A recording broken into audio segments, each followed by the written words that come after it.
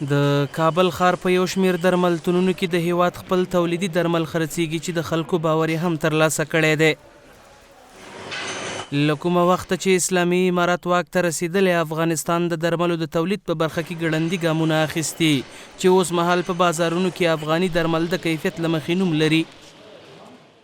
اما شکر الحمدلله د امارات اسلامي په راتلو سره تقریبا 2.5 کاله وشول او د خلک دې ته چمتو شول چې د داخلي تولیدات نه استفاده وکړي.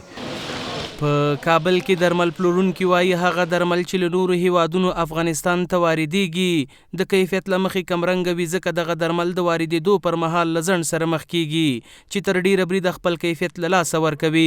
دوی زیاتوي افغاني درمل همدلته په پوره کیفیت سره تولید او بازار ته وړاندې کیږي. بهتر است به خاطر از اینکه در خود افغانستان تولید میشه و چک میشه. چکش مهم است، به خاطر که دوای پاکستانی، هندی، ایرانی چیزا که هست چک نمیشه، تثبیت نمیشه، همه تا آمده میره تجارا وارد میکنن مگم نمیفهمن که در داخلش چی پر کردن.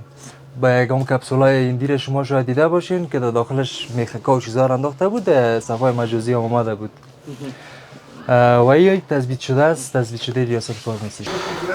تر اوسه شکر الحمدلله د نظر په نورو د خارجي مملکتونو په دوا چې افغانستان ته راواردېږي دغه په بدل کې د دغو تاثیر یو پر 3 ښه دی، خو دلته لکه څرک کم چې دغه 20 کالو یا 25 کالو کې د سکتور په د دوا په سکتور کې په خارجي تولیداتو نه کار شوی، دومره په وطنۍ نه دی شوی. اما شکر الحمدلله د امارات اسلامي په راتلو سره تقریبا 2.5 کاله وشول او د خلک دې ته چمتو شول چې د داخلي تولیدات نه استفاده وکړي. هم در ظرفیت تولیدی په ورته مهال د افغانستان د خوړو او درملو ملي ادارې ویاند ډاکټر جاوید له هوریت نیوز سره په خبرو کې وویل تر دې دمه په ټول هیواد کې 104 د درملو بېلابېلې فابریکې شتون لري چې له ډلې یوازې په تیر کال کې د 14 تولیدي فابریکو فعالیت جوازونه ورکړل شوي دي. لیکن الحمدلله فعلا تعداد کارخانه ما به 104 کارخانه میرسند. تنها در سال گذشته به 13 کارخانه جدید جواز فعالیت داره در افغانستان در بخش تولید دوا و محصولات صحی ما توزیع کردیم.